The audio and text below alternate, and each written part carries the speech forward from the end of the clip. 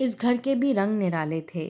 جہاں عورتوں کو کمانے کے لیے رات کے اندھیرے میں نکلنا پڑتا تھا، وہاں مرد سارا دن گھر پلنگ پر پڑے رہتے۔ مہرین اپنے گھر کے ماحول سے سخت تنگ تھی۔ وہ روز اپنی پھپھو کو تیار ہو کر رات کے اندھیرے میں باہر جاتے دیکھتی اور اپنے مرنے کی دعا کرتی کہ تبھی اچانک ایک روز مہرین پر یہ حقیقت کھلی کہ وہ جی سرمد صاحب، آپ فکر ہی نہ کریں، میں وقت پر پہنچ جاؤں گی۔ پہلے کبھی آپ کو مایوس کیا ہے جو اب آپ ایسی باتیں کر رہے ہیں؟ پھپھو بہت لگاوٹ کا مظاہرہ کرتے ہوئے ہنس کر فون پر بات کر رہی تھیں۔ دوسری جانب سے نہ جانے کیا کہا گیا کہ وہ ایک بار پھر کھل کھلا کر ہنسی اور الوداعی کلمات کہتے ہوئے کال کاٹ دی، مگر جیسے ہی پیچھے مڑی تو مہرین کو اپنے سامنے پا کر دھک سے رہ گئیں۔ وہ چھپ چھپ کر ان کی باتیں سن رہی تھی۔ شاید مہرین، تم یہاں کیا کر رہی ہو؟ دوسری بہت ساری عادتوں کے ساتھ کیا تمہیں یہ عادت بھی پڑ گئی ہے کہ چھپ چھپ کر دوسروں کی باتیں سنو؟ پھپھو نے مہرین کو گھورا تو مہرین جلدی سے کہنے لگی، نہیں پھپھو، میں تو آپ کے پاس پڑھائی میں ہیلپ لینے کے لیے آئی تھی۔ مہرین نے ڈرتے ڈرتے کہا، میں تمہارے لیے ٹیوٹر کا بندوبست کر دیتی ہوں، میرے پاس اتنا وقت نہیں ہوتا اور اب مجھے ضروری کام کے لیے نکلنا ہے، اس لیے اپنے کمرے میں چلی جاؤ۔ مہرین چپ چاپ اپنے کمرے میں آ گئی، مگر کھڑکی سے پھپھو کو سجی سوری بڑی سی گاڑی میں سوار ہو کر گھر سے جاتے دیکھا۔ اس کا دل بری طرح سے خراب ہوا تھا۔ محلے والوں نے الگ جینا حرام کر رکھا تھا۔ اسکول میں کوئی اسے دوست نہیں بناتا تھا۔ اسے سمجھ نہیں آتی تھی کہ کیا کرے، اپنی زندگی کو کیسے بدلے۔ اس کا بس نہیں چلتا تھا کہ وہ خود کو جان سے ہی مار دیتی تاکہ اس ذلت بھری زندگی سے نجات ملے۔ گھر میں روپے پیسے کی فراوانی تھی، دولت جیسے گھر کی غلام تھی، کسی چیز کی کمی نہیں تھی۔ کھانے پینے کو اچھا ملتا تھا، پہننے اوڑھنے کو بہترین ملا کرتا تھا، بڑے بڑے مالز اور برانڈ سے شاپنگ کی جاتی تھی، کالج جانے اور مارکیٹ آنے جانے کے لیے الگ الگ گاڑیاں موجود تھیں۔ گھر میں کئی نوکر چاکر تھے، مگر حیران کر دینے والی بات یہ تھی کہ خاندان کا کوئی بھی بزنس نہیں تھا۔ کہیں کوئی دکانیں نہیں تھیں جن کا کرایہ موصول ہوتا، کوئی فیکٹری نہیں تھی، کوئی مل نہیں تھی، لیکن ان کی عیاشیاں سب مل مالکان جیسی تھیں، جیسے وہ بے حد امیر کبیر ہوں، حالانکہ گھر کا کوئی بھی مرد کام نہیں کرتا تھا۔ چچا تایا سارا دن گھر پر ہوتے تھے اور اپنے کمرے میں بیٹھ کر حکم چلایا کرتے تھے۔ ملازمہ ان کے سر پر موجود ہوتی تھی، وہ بے حد سست اور کام چور تھے۔ مہرین سوچتی رہ جاتی تھی کہ آخر یہ سب آتا کہاں سے ہے، جس گھر کے مرد اتنے ہڈ حرام ہوں کہ ہل کر پانی کا گلاس تک نہ پیتے ہوں۔ اس گھر میں پیسے کی اتنی روانی سمجھ سے باہر تھی۔ اکثر مہرین پھپھو کو سجی سوری راتوں کو گھر سے باہر جاتے ہوئے دیکھا کرتی تھی۔ پھپھو بہت ماڈرن اور اسٹائلش تھیں، دن میں گھر میں ہی ہوتی تھیں اور زیادہ تر آرام کیا کرتی تھیں، لیکن رات ہوتے ہی وہ ڈرائیور کو گاڑی تیار کرنے کا کہتی اور خود بھی تیار ہو کر گھر سے چلی جاتی تھیں۔ آج مہرین نے جو فون کال پر پھپھو کو باتیں کرتے ہوئے سنا تھا، اسے یقین ہو گیا تھا کہ ضرور کچھ ایسا ہے جو اس سے چھپایا جا رہا ہے۔ اس کے دل میں خوف پیدا ہونے لگا کہ کہیں کل کو جب وہ بڑی ہو جائے تو اسے بھی یہ سب کچھ نہ کرنا پڑے۔ مہرین کے والدین کا بچپن میں ہی انتقال ہو گیا تھا۔ وہ نہیں جانتی تھی کہ اپنے ماں باپ کے ساتھ وہ کیسی زندگی گزارتی، لیکن جب سے ہوش سنبھالا تھا تب سے وہ اپنی پھپھو کے ساتھ ایک بڑے سے گھر میں رہتی تھی، جہاں چاچا تایا اور چچیاں تائیاں بھی تھیں۔ روپے پیسے کا تو ویسے ہی کوئی مسئلہ نہیں تھا، مہرین ان پر ہرگز بھی بوجھ نہیں تھی، اس لیے اسے کبھی کسی نے کچھ نہیں کہا۔ اسے جو کچھ چاہیے ہوتا وہ کسی بھی کو کہہ دیتی اور اسے مل جاتا۔ اس کے علاوہ پاکٹ منی کے نام پر بھی اس کے پاس ڈھیروں پیسے ہوا کرتے تھے۔ آہستہ آہستہ مہرین نے محسوس کرنا شروع کیا کہ محلے والے انہیں بہت عجیب نگاہوں سے دیکھتے ہیں۔ اس کی ہم عمر لڑکیوں کو ان کے والدین مہرین سے دوستی کرنے سے روکتے تھے۔ محلے کے لوگ انہیں اچھی نگاہ سے نہیں دیکھتے تھے۔ وہ سمجھ نہیں پاتی تھی کہ ایسا کیوں ہوتا ہے۔ پھر جب اس نے راتوں کو پھپھو کو گھر سے باہر جاتے ہوئے دیکھنا شروع کیا تو اسے اندازہ ہوا کہ ضرور کچھ ایسا غلط کام ہے جس کی وجہ سے لوگ انہیں غلط سمجھتے ہیں ورنہ سب کے سب تو ایک نظریے کے حامل نہیں ہو سکتے۔ کچھ تو ان میں ہی غلط تھا۔ جب اس کی اسکول جانے کی عمر ہوئی تو وہاں پر بھی اس کے ساتھ عجیب سا رویہ اختیار کیا گیا۔ وہ جس لڑکی کے ساتھ بھی دوستی کرنا چاہتی وہی لڑکیاں اس سے دور دور بھاگتی تھیں۔ ٹیچرز بھی اس پر کچھ خاص توجہ نہیں دیتی تھیں۔ ان سب باتوں کا مہرین کی شخصیت پر برا اثر پڑ رہا تھا، مگر آہستہ آہستہ اس کے سامنے یہ عقدہ کھلنے لگا تھا کہ آخر محلے کے لوگ انہیں کیوں اچھا نہیں سمجھتے، کیوں اپنی بچیوں کو مہرین کے گھرانے سے دور رکھتے ہیں۔ یہ سب اسے کسی نے نہیں بتایا تھا، مگر اس نے اپنی چھوٹی عمر سے کیے گئے مشاہدات کی بنا پر کچھ نہ کچھ سمجھ لیا تھا۔ اس گھر میں ساری کی ساری آمدن پھپھو کے دم سے تھی۔ گھر میں جتنا بھی روپیہ پیسہ آتا تھا وہ سب وہی کماتی تھیں، مگر وہ ایسا کیا کرتی تھیں کہ اتنے پیسے گھر میں موجود رہتے تھے کہ بھلے گھر کا ہر فرد مہنگے سے مہنگا جوڑا پہنتا، اچھے سے اچھا کھانا کھاتا، پارٹیز کرتا، دوستوں پر لٹاتا، مگر پیسہ تھا کہ ختم ہونے کا نام ہی نہیں لیتا تھا۔ مہرین جانتی تھی کہ پھپھو بہت زیادہ پڑھی لکھی بھی نہیں تھیں۔ پھر ایک دن مہرین پھپھو کے سامنے آ کھڑی ہوئی، نم آنکھوں سے پھپھو کو دیکھتے ہوئے کہنے لگی، آپ کو پتہ ہے اسکول میں میری کتنی بے عزتی ہوئی ہے؟ لڑکیوں نے مجھے کیا کچھ کہا ہے۔ کیا ہوا مہرین؟ کیوں ایسے رو رہی ہو؟ کیا کہا ہے لڑکیوں نے تم سے؟ اور کس نے کہا ہے؟ میں بات کروں گی تمہاری ٹیچر سے۔ پھپھو کو مہرین سے اتنا خاص لگاؤ نہیں تھا، مگر اس وقت مہرین کو دکھی دیکھ کر محبت سے پوچھ بیٹھیں۔ اس کے ماں باپ نہیں تھے اور وہ اپنی پریشانی لے کر اگر پھپھو کے پاس آئی تھی تو پھپھو کو بات سننے میں کوئی حرج محسوس نہیں ہوا، مگر مہرین نے جو بات پوچھ لی تھی اس نے پھپھو کی جان ہلا دی تھی۔ پھپھو، لوگ کہتے ہیں کہ ہمارا گھرانہ اچھا نہیں ہے، اپنی بہنوں بیٹیوں کو ہمارے گھر سے دور رکھا جاتا ہے۔ ہمارے گھر کے مرد اپنی بہن بیٹیوں کی کمائی پر پلتے ہیں۔ بہن بیٹیاں ایسی کیا کرتی ہیں؟ پھپھو، ہمارے گھر میں پیسہ بھی اتنا ہے، ہمارے مرد کوئی کام نہیں کرتے۔ آپ کے پاس کن کی کالز آتی ہیں اور آپ اتنا سنگھار کر کے کن کے پاس جایا کرتی ہیں؟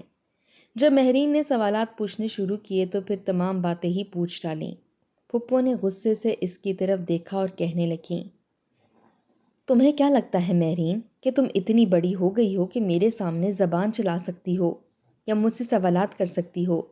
تم جانتی ہو یہ گھر صرف میری وجہ سے چل رہا ہے، میری محنت کی کمائی پر۔ میں راتوں کا سکون حرام کرتی ہوں۔ جب ساری دنیا نیند اور آرام کے مزے لے رہی ہوتی ہے تب میں اذیت میں جاگ رہی ہوتی ہوں۔ نیند سے بوجھل آنکھوں کو بمشکل کھول کر ایسے لوگوں کی ڈیمانڈز پوری کر رہی ہوتی ہوں جو اگر عام دنوں میں مجھے ملیں تو میں ان پر دوسری نظر بھی نہ ڈالوں، اور تم ہو کہ میری قربانیوں کا احساس کرنے کی بجائے مجھ سے الٹے سیدھے سوال پوچھ رہی ہو اور مجھے غلط ٹھہرا رہی ہو۔ دفع ہو جاؤ میرے کمرے سے، اور اب کے بعد مجھے شکل نہ دکھانا۔ پھپھو نے اسے ڈانٹ کر اپنے کمرے سے بھگا دیا تھا۔ وہ روتے ہوئے اپنے کمرے میں آ گئی اور اپنے ماں باپ کو یاد کرنے لگی۔ کاش ماما بابا کو کچھ نہ ہوا ہوتا۔ اسے یہ بھی معلوم نہیں تھا کہ اگر اس کے ماں باپ زندہ ہوتے تو وہ ایک مختلف زندگی گزار رہی ہوتی یا ایسے ہی زندگی کا حصہ بنتی۔ آخر دوسرے چاچا تایا بھی تو بہن کی کمائی پر ہی پل رہے تھے، شاید اس کے بابا بھی بہن کی کمائی کھاتے۔ وہ حیرت سے انہیں دیکھتی اور سوچتی کہ کیا ان کی غیرت مر گئی ہے جو بہن راتوں کو سج سور کر باہر جاتی ہے اور یہ بالکل ہی آنکھیں بند کر کے پڑے رہتے ہیں؟ کیا انہیں اس بات کا احساس نہیں ہوتا کہ ان کی عزت کس طرح داؤ پر لگی ہوئی ہے؟ پھپھو نے بھی مہرین کے سوال کا جواب دینے سے انکار کر دیا تھا۔ مہرین کے دل میں مزید بغاوت جنم لینے لگی۔ دوسری کزنز کے بابا تھے جو انہیں اس گندگی سے بچا سکتے تھے، مگر مہرین کے ماں باپ نہیں تھے۔ اسے یقین تھا کہ ایک دن پھپھو کی طرح اسے بھی یہی سب کچھ کرنا پڑے گا۔ پھپھو کی شادی نہیں ہوئی تھی۔ اس نے چچی کے منہ سے سنا تھا کہ وہ لوگ پہلے بہت زیادہ غریب ہوا کرتے تھے۔ پھر پھپھو نے کمانا شروع کیا، دن پھر گئے اور یہ لوگ امیر سے امیر ترین ہو گئے۔ مہرین کو ذرا وقت نہ لگا یہ سمجھنے میں کہ پھپھو نے کیا کام شروع کیا تھا۔ غربت کی وجہ سے پھپھو کا رشتہ ٹوٹ چکا تھا، کیونکہ دادا غربت کی وجہ سے لڑکے والوں کی بھاری ڈیمانڈز پوری نہیں کر پائے تھے۔ رشتہ ٹوٹنے پر پھپھو بھی بہت زیادہ دکھی تھیں۔ وہ اپنے منگیتر سے بہت زیادہ محبت کرتی تھیں اور کسی اور شخص سے شادی پر راضی نہیں تھیں۔ اس نے اکیلے ہی پوری زندگی گزارنے کا فیصلہ کیا تھا۔ دادا جان بیٹی کا غم دیکھ کر جلد ہی خالق کی حقیقی سے جا ملے۔ انہیں یہ دکھ اندر ہی اندر کھا گیا تھا کہ ان کی بیٹی کی محبت صرف اس وجہ سے چھن گئی کیونکہ وہ اس کا جہیز بنانے میں ناکام رہے تھے۔ ان سب چیزوں کا قصوروار وہ خود کو سمجھتے تھے۔ دادا کی زندگی میں تو شاید وہ کسی سے شادی کر لیتی، مگر دادا کے بعد تو انہوں نے شادی جیسے ٹاپک پر بات کرنا ہی بند کر دی۔ مگر مہرین کو لگتا تھا کہ کاش وہ یہ فیصلہ نہ کرتیں اور شادی کر لیتیں۔ کم از کم اس طرح کی ذلت بھری زندگی گزارنے سے تو بہتر ہی ہوتا۔ یہ روز کا معمول بنتا جا رہا تھا۔ اکثر مہرین پھپھو کو کسی نہ کسی سے فون پر بات کرتے ہوئے سن لیتی تھی۔ دیکھتی تو پہلے بھی تھی لیکن نظر انداز کر دیتی تھی۔ ایک دن وہ پھپھو کے کمرے میں آئی۔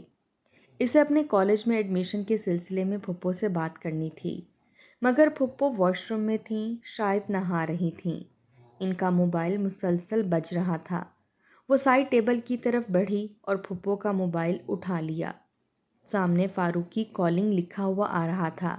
اس نے کال کاٹنے کی کوشش کی مگر کال ریسیو ہو گئی اور موبائل سپیکر پر چلا گیا۔ تبھی ایک آواز گونجی، شہلا کہاں ہو؟ ابھی تک پہنچی نہیں؟ کب سے کتنی بے صبری سے تمہارا انتظار کر رہے ہیں۔ آج تو پورے 12 لوگ ہیں۔ تمہاری کمائی بھی اچھی خاصی ہو جائے گی۔ لاکھوں روپے تمہیں صرف آج کے ملیں گے۔ پورے 20 دن کا کانٹریکٹ ہے۔ مہرین کا چہرہ یہ سب کچھ سن کر دھواں دھواں ہو گیا۔ اس کے بدترین خدشات کی تصدیق ہو گئی تھی۔ پھپھو کسی انتہائی غیر اخلاقی سرگرمی میں ملوث تھیں۔ اتنے میں پھپھو واش روم سے باہر نکلیں تو مہرین کے چہرے کی طرف دیکھا جو غصے اور دکھ سے لال ہو رہا تھا۔ مہرین نے اپنے ہونٹ سختی سے بھینچ رکھے تھے۔ پھپھو کی نظر جیسے ہی مہرین کے ہاتھ میں موبائل پر پڑی تو انہیں سب کچھ سمجھنے میں دیر نہ لگی۔ وہ فوراً اس کے پاس آئیں اور موبائل چھین لیا۔ مہرین، کیا تمہیں اتنی تمیز نہیں ہے کہ کسی کی فون کال نہیں اٹھاتے؟ میرے اتنے امپورٹنٹ کسٹمر کی کال تھی۔ تم نے کچھ الٹا سیدھا تو نہیں بول دیا نا ان کو؟ پھپھو بڑے غصے مگر فکر مندی کے انداز میں پوچھ رہی تھیں۔ مہرین نے نفی میں سر ہلایا اور چپ چاپ کمرے سے باہر نکل آئی۔ وہ جانتی تھی کہ پھپھو سے سوال کرنا بیکار ہے۔ پہلے بھی اس نے سوالات کیے تھے مگر پھپھو نے کبھی کوئی واضح جواب نہیں دیا تھا۔ کچھ دیر بعد اس نے پھپھو کو ویسے ہی سنور کر باہر جاتے ہوئے دیکھا۔ پھپھو اگلے دن تقریباً 9 بجے گھر واپس آئی تھیں۔ آنکھیں بالکل سرخ ہو رہی تھیں جیسے ساری رات جاگتی رہی ہوں۔ حالانکہ وہ پہلی رات کو 2-2:30 بجے واپس آ جایا کرتی تھیں۔ مہرین نے سوچا واقعی 12 لوگ تھے جنہیں پھپھو خوش کر رہی تھیں۔ یہ سوچ کر اس کے بدن میں جھرجھری سی دوڑ گئی۔ اس گھر کے نرالے رنگ کبھی اس کی سمجھ میں نہ آئے تھے، نہ مردوں میں غیرت نظر آتی تھی۔ عجیب بات تھی کہ اس گھر کی عورتوں کو کمانے کے لیے رات کے اندھیروں میں نکلنا پڑتا تھا، جبکہ مرد سارا دن آوارگی کرتے نظر آتے تھے۔ مہرین کو یہ سب انتہائی برا لگتا تھا۔ اسکول اور کالج میں بھی جب اس کے ساتھ عجیب سا رویہ بڑھتا گیا تو اسے اور بھی برا لگنے لگا۔ پھپھو کی حرکتیں بھی ایسی تھی کہ اسے سمجھنے میں زیادہ دیر نہ لگی۔ اس نے فیصلہ کر لیا کہ وہ جلدی یہاں سے چلی جائے گی، اپنی پڑھائی مکمل کر کے اپنے پیروں پر کھڑی ہوگی اور اس گھر کو ہمیشہ کے لیے چھوڑ دے گی۔ چند سال مزید گزر گئے۔ مہرین نے اپنی پڑھائی میں انتھک محنت کی اور آخر کار ڈاکٹر بن گئی۔ ان دنوں اس کی ہاؤس جاب مکمل ہو رہی تھی اور گورنمنٹ کی طرف سے اسے ایک اپارٹمنٹ بھی مل گیا تھا جو اسے دیگر ڈاکٹروں کے ساتھ شیئر کرنا تھا۔ جب اس نے اپنا سامان سمیٹا تو ایک بار پھر پھپھو کے پاس جانے کا فیصلہ کیا۔ وہ آج جو کچھ بھی تھی صرف پھپھو کی وجہ سے تھی۔ اگر وہ اسے پڑھائی پر خرچ کرنے کے لیے پیسے نہ دیتی تو وہ کیسے ڈاکٹر بن سکتی تھی؟ مہرین کے دل میں صرف ایک خواہش تھی کہ وہ پھپھو کو سمجھائے کہ اب وہ یہ سب غلط راستے چھوڑ دیں۔ وہ خود ایک ڈاکٹر بن چکی تھی، محنت کر سکتی تھی، کما سکتی تھی اور چاہے تو پھپھو کو بھی اپنے ساتھ رکھ سکتی تھی۔ وہ وعدہ کرنے آئی تھی کہ پھپھو کا مکمل سہارا بنے گی، بس شرط یہ تھی کہ پھپھو یہ سب برا کام ہمیشہ کے لیے چھوڑ دیں۔ یہی سوچ کر وہ پھپھو کے کمرے میں گئی، لیکن وہاں کا منظر دیکھ کر اس کا دل دھک سے رہ گیا۔ پھپھو کھڑکی کے پاس کھڑی تھیں، آنکھوں سے آنسو بہہ رہے تھے اور کان سے لگے فون پر وہ مسلسل کسی کی منت سماجت کر رہی تھیں۔ مہرین کو الفاظ تو صاف سنائی نہیں دیے، مگر اندازہ ہو گیا کہ دوسری طرف والا شخص شدید غصے میں ہے، جبکہ پھپھو روتے روتے کسی کو منانے کی پوری کوشش کر رہی تھیں۔ کچھ دیر بعد پھپھو نے فون بند کیا اور کمرے میں داخل ہوئیں تو مہرین بستر پر بیٹھی ان کا انتظار کر رہی تھی۔ پھپھو نے چونک کر پوچھا، تم یہاں کیا کر رہی ہو؟ کیسے آئی ہو؟ مہرین نے نظریں جھکا کر کہا، میں اپنے اپارٹمنٹ میں شفٹ ہو رہی ہوں۔ ہم ڈاکٹرز کو گورنمنٹ کی طرف سے جگہ ملی ہے۔ میں آپ سے ملنے آئی تھی۔ میں یہ گھر اور رشتے ہمیشہ کے لیے چھوڑ کر جا رہی ہوں۔ پھر اس نے حوصلہ کر کے کہا، پھپھو، آپ نے اپنے لیے یہ جہنم جیسی زندگی کیوں چن لی ہے؟ میں چاہتی ہوں آپ سب کچھ چھوڑ دیں اور میرے ساتھ چلیں۔ میں وعدہ کرتی ہوں کہ آپ کو کسی چیز کی کمی نہیں ہونے دوں گی۔ آپ کو کوئی کام کرنے کی ضرورت بھی نہیں پڑے گی۔ میں آپ کو رانیوں کی طرح رکھوں گی۔ بس آپ ان خود غرض بھائیوں اور ان راستوں سے جان چھڑا لیں۔ یہ راستہ صرف تھکن، بے بسی اور خود کے وجود سے نفرت کے سوا کچھ نہیں دے گا آپ کو۔ مہرین کی بات سن کر پھپھو نے نظریں جھکا لیں، پھر اس کے سر پر ہاتھ رکھ کر نرم لہجے میں کہا، مہرین، یہی میری زندگی ہے، تم چلی جاؤ، اور جو کچھ تم سوچ رہی ہو وہ سب ویسا نہیں ہے۔ یہ کہہ کر وہ تیار ہونے لگیں۔ مہرین بوجھل دل کے ساتھ اپنے کمرے میں واپس آ گئی، مگر اس نے دل ہی دل میں فیصلہ کر لیا تھا کہ چاہے کچھ بھی ہو وہ پھپھو کو اس مصیبت سے ضرور نکالے گی۔ اسے لگ رہا تھا کہ پھپھو اب بھی مکر رہی ہیں، وہ اسے بچی سمجھتی ہیں، وہ ان کے سامنے ثابت کرنا چاہتی تھیں کہ وہ ان کی حقیقت جانتی ہے، اسی لیے وہ چپ چاپ ان کی گاڑی کی ڈگی میں جا کر چھپ گئی۔ آج وہ دیکھنا چاہتی تھی کہ پھپھو کہاں جاتی ہیں اور اصل میں کیا کرتی ہیں۔ اس نے سوچ لیا تھا کہ آج رات سب کچھ جاننے کے بعد ہی وہ کوئی فیصلہ کرے گی۔ اگر پھپھو واقعی غلط راستے پر تھیں تو وہ ان سے قطع تعلق کر لے گی۔ بار بار دل میں ایک خلش اٹھ رہی تھی کہ کہیں وہ پھپھو کے احسانات کا بدلہ غلط طریقے سے تو ادا نہیں کر رہی۔ اس لیے آج کی رات جا کر دیکھنا ضروری سمجھا کہ آخر پھپھو کا اصل کام کیا ہے۔ گاڑی چل تو پڑی۔ مہرین دل ہی دل میں کلمے کا ورد کرنے لگی اور دعا کرتی رہی کہ پھپھو کو پتہ نہ چلے کہ وہ گاڑی کے اندر موجود ہے۔ تقریباً پونے گھنٹے کے بعد گاڑی ایک جگہ رکی اور پھپھو گاڑی سے اتر کر آگے بڑھ گئیں۔ مہرین نے اطمینان لیا کہ آس پاس کوئی نہیں ہے، پھر آہستہ سے ڈگی کا ہلکا سا کنارہ کھولا اور باہر نکل آئی، لیکن اگلا منظر دیکھ کر وہ اپنی آنکھوں پر یقین نہ کر سکی۔ یہ کوئی بہت ڈراؤنی جگہ تھی، مگر یہاں خاصی رونق لگی ہوئی تھی۔ چاروں طرف کیمرے لگے ہوئے تھے، جیسے کسی فلم یا ڈرامے کی شوٹنگ ہو رہی ہو۔ مہرین نے جلدی سے اپنا دوپٹہ چہرے پر ڈال لیا اور دبے پاؤں آگے بڑھنے لگی۔ وہ پھپھو کو ڈھونڈ رہی تھی، لیکن پھپھو اسے نظر نہیں آ رہی تھیں۔ اسی دوران اس کے ذہن میں خیال آیا کہ شاید پھپھو یہاں ڈائریکٹرز وغیرہ کو خوش کرنے آتی ہیں۔ یہ سوچ کر اس کے دل میں دکھ اور نفرت دونوں نے جگہ بنا لی۔ ابھی وہ انہی سوچوں میں تھی کہ اچانک اس کی نظر پھپھو پر پڑی اور پھر اسے اپنی سوچ پر شدید شرمندگی ہوئی۔ اس کا دل چاہا کہ زمین پھٹے اور وہ اس میں سما جائے۔ وہ دوڑ کر آگے بڑھی اور پھپھو کے گلے لگ کر رونے لگی۔ پھپھو، مجھے معاف کر دیں، پلیز، مجھے بچی اور نادان سمجھ کر معاف کر دیں۔ میں نے آپ پر کتنا غلط شک کیا، آپ کو کیسی باتیں سنائیں۔ یہ کہہ کر مہرین پھوٹ پھوٹ کر رونے لگی۔ پھپھو نے اسے اپنے بازوؤں میں لیا اور نرم لہجے میں کہا، مجھے پتا تھا کہ تم گاڑی کی ڈگی میں چھپی ہوئی ہو، اسی لیے میں تمہیں دکھانا چاہتی تھی کہ میں غلط نہیں ہوں۔ مجھے اپنے باپ کی عزت کا خیال ہے۔ میں ایک مشہور میک اپ آرٹسٹ ہوں، خاص طور پر ہارر میک اپ میں میرا کوئی ثانی نہیں۔ میرا کام سب کو بہت پسند آتا ہے اور مجھے اس کی اچھی خاصی قیمت ملتی ہے۔ اس کے علاوہ میں کوئی غلط کام نہیں کرتی۔ ہارر فلمز کی شوٹنگ اکثر رات کو ہوتی ہے، اس لیے مجھے رات کو گھر سے نکلنا پڑتا ہے۔ برسوں سے میں یہی کر رہی ہوں، لیکن کسی نے جاننے کی کوشش ہی نہیں کی کہ میں اصل میں کرتی کیا ہوں۔ جو پیسے میں گھر لے کر آتی ہوں وہ سب کے سامنے ڈال دیتی ہوں، اس کے بعد کوئی مجھ سے سوال نہیں کرتا۔ پھپھو کے لہجے میں سچائی تھی۔ مہرین نے ان کا ہاتھ تھاما اور کہا، پھپھو، میں آپ سے بہت محبت کرتی ہوں۔ مجھے ہمیشہ آپ کی فکر رہتی تھی، اسی لیے بار بار آپ سے سوالات کرتی تھی۔ میں نہیں چاہتی تھی کہ آپ کسی غلط راستے پر چلیں۔ پھپھو مسکرا کر بولیں، میں سب جانتی ہوں، تمہاری فکر بھی سمجھتی ہوں، اور یہ بھی کہ تم مجھ سے ناراض نہیں ہو۔ اسی دوران فلم کے سیٹ پر موجود لوگ آگے بڑھے اور مہرین کو ہیلو کہا، ساتھ ہی پھپھو کے میک اپ کی تعریفیں کرنے لگے۔ مہرین نے سب کی طرف مسکرا کر دیکھا، دل ہی دل میں سوچا، بعض دفعہ ہم جو کچھ سمجھتے ہیں وہ حقیقت نہیں ہوتا۔ کبھی کبھار تو ہماری آنکھوں کے سامنے چلتی ہوئی کہانی بھی بالکل مختلف نکلتی ہے۔